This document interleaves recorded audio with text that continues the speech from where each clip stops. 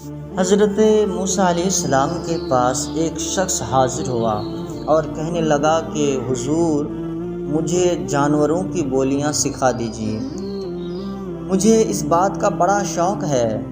آپ نے فرمایا کہ تمہارا یہ شوق اچھا نہیں ہے، تم اس بات کو رہنے دو۔ اس نے کہا کہ آپ کا اس میں کیا نقصان ہے؟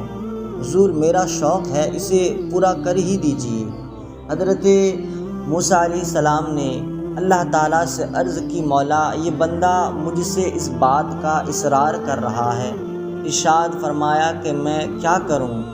حکم الہی ہوا کہ جب یہ شخص باز نہیں آتا تو تم اسے جانوروں کی بولیاں سکھا دو۔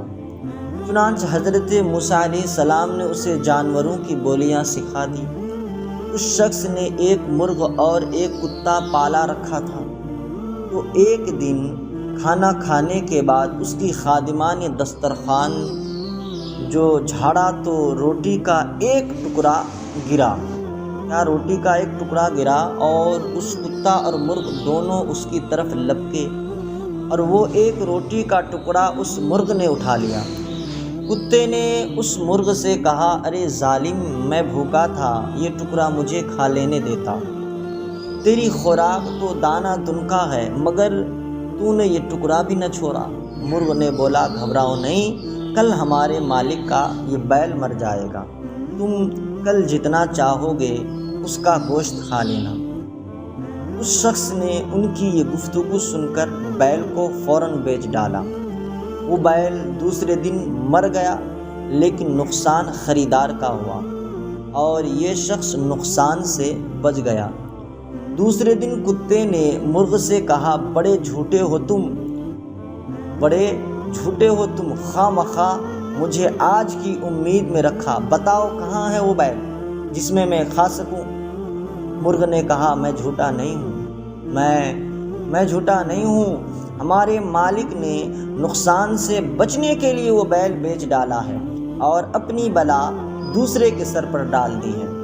مگر لو سنو، کل جو ہے ہمارے مالک کا گھوڑا مرے گا، کل گھوڑے کا گوشت جی بھر کے کھانا۔ اس شخص نے یہ بات سنی اور گھوڑا بھی بیچ ڈالا۔ دوسرے دن کتے نے پھر شکایت کی تو مرغ بولا، بھائی کیا بتاؤں، ہمارا مالک بڑا بیوقوف ہے جو اپنی آئی بلا غیروں کے سر ڈال رہا ہے۔ اس نے گھوڑا بھی بیچ ڈالا اور وہ گھوڑا خریدار کے گھر جا کر مر گیا۔ بیل اور گھوڑا اسی کے گھر میں مرتے تو ہمارے مالک کی جان کا فدیہ بن جاتے، مگر اس نے ان کو بیچ کر اپنی جان پر آفت مول لی۔ لو سنو اور یقین کرو کہ کل ہمارا مالک خود ہی مر جائے گا اور اس کے مرنے پر جو کھانے پکیں گے اس میں سے بہت کچھ کھانا تمہیں مل جائے گا۔ اس شخص نے جب یہ بات سنی تو اس کے ہوش اڑ گئے۔ اب میں کیا کروں؟ وہ شخص بڑا حیران ہے، اب میں کیا کروں، کچھ سمجھ میں نہیں آ رہا۔ دوڑا حضرت موسیٰ علیہ السلام کے پاس آیا اور بولا کہ حضور میری غلطی معاف فرمائیے اور موت سے مجھے بچا لیجئے۔ حضرت موسیٰ علیہ السلام نے فرمایا، نادان، اب یہ بات مشکل ہے، آئی قضا ٹل نہ سکے گی۔ تمہیں اب جو بات سامنے آئی ہے تمہارے، تو اسی دن نظر مجھے آ رہی تھی کہ تو اس طریقے کے بلا میں، اس طریقے کی مصیبت میں گر جائے گا۔ مجھے اسی دن جب تم میرے پاس سیکھنے کے لیے آیا تھا، اسی دن مجھے یہ بات سمجھ میں آ چکی تھی، لیکن جب تم جانوروں کی بولیاں سیکھنے پر اصرار کر رہے تھے، چنانچہ اب مرنے کے لیے تیار ہو جاؤ۔ چنانچہ دوسرے دن وہ شخص مر گیا۔ اب مال و دولت پر اگر کوئی آفت نازل ہو اور کسی قسم کا کوئی نقصان ہو جائے تو اس نقصان کو غم اور شکوہ نہ کرنا چاہیے، جان کا فدیہ سمجھ کر اللہ کا شکر ہی ادا کرنا چاہیے اور یہ سمجھنا چاہیے کہ جو ہوا بہتر ہوا۔ اگر مال پر یہ آفت نازل ہوتی تو ممکن ہے کہ جان ہلاکت میں پڑ جاتی ہے۔